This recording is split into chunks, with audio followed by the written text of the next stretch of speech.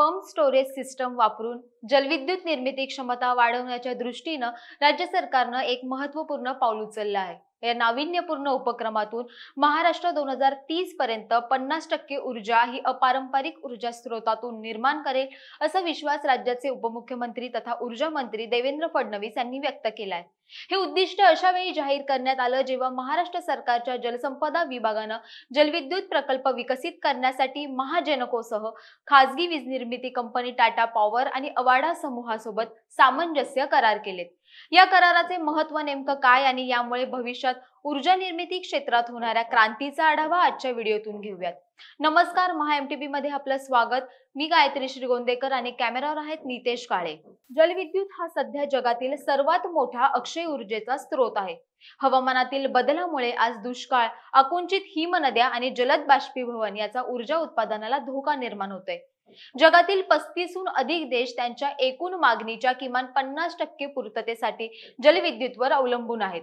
2022 ते 2030 पर्यंत जगभरातील सरकारांच्या कार्बन उत्सर्जन कमी करण्याच्या लक्ष्यासह स्वच्छ विजेच्या मागणीत होणाऱ्या वाढीमुळे जलविद्युत निर्मिती बाजाराच्या वाढीला चालना मिळण्याची अपेक्षा आहे।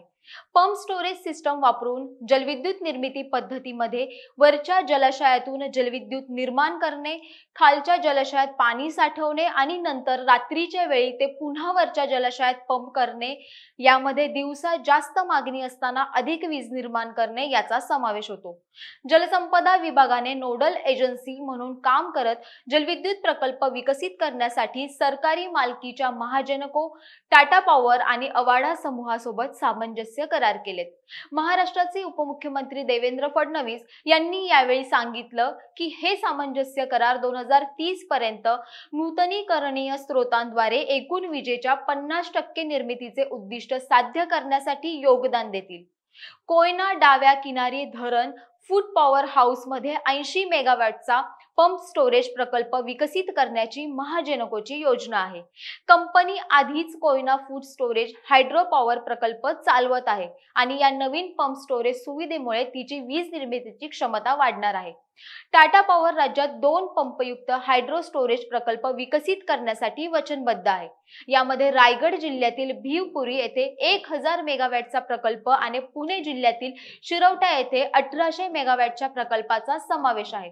यासाठी 13,000 कोटींच्या प्रस्तावित भांडवली गुंतवणुकीसह हे प्रकल्प अनुक्रमे 2027 आणि 2028 या आर्थिक वर्षांपर्यंत सुरू करण्याचं कंपनीचं उद्दिष्ट आहे। हरित ऊर्जेमध्ये तज्ञ असलेल्या अवाडा ग्रुपने 2750 मेगावॅट क्षमतेचे 2 पंप स्टोरेज प्रकल्प विकसित करण्यासाठी सामंजस्य करार केलाय।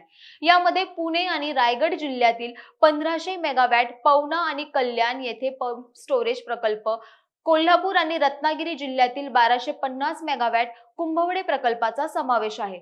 येत्या 5 ते 7 वर्षात या प्रकल्पांमध्ये सुमारे 14,000 कोटींची गुंतवणूक करण्याची अवाडाची योजना आहे। नूतनीकरणक्षम ऊर्जा आणि शाश्वत ऊर्जा निर्मितीसाठी हे करार महाराष्ट्र सरकारने उचललेलं महत्त्वपूर्ण पाऊल आहे।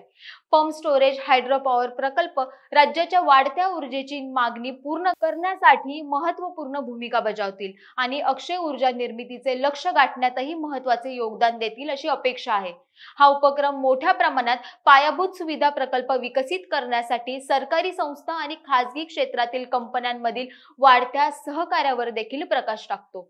हे प्रकल्प जसजसे प्रगती करत आहेत तसतसे त्याचा महाराष्ट्राच्या ऊर्जा क्षेत्रावर मोठा प्रभाव पडण्याची शक्यता आहे।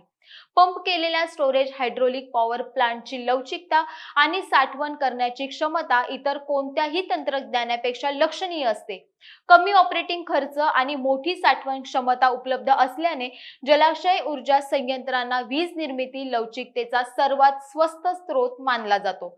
यामुळे वाढत्या मागणीनुसार वीज निर्मिती होत असल्याने ग्राहकांवर पडणारा आर्थिक भार देखील कमी होतो। यासह या प्रकल्पांमुळे अतिरिक्त वीज निर्मिती होत असल्याने भविष्यात शेतकऱ्यांना देखील याचा फायदा होईल। या करारांसह महाराष्ट्र राज्य अक्षय ऊर्जा क्षमतांचा विस्तार करू पाहणाऱ्या इतर राज्यांसाठी देखील एक मॉडेल म्हणून काम करेल।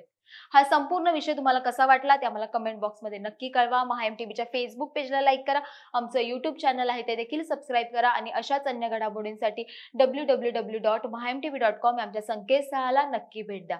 तुर्तास धन्यवाद।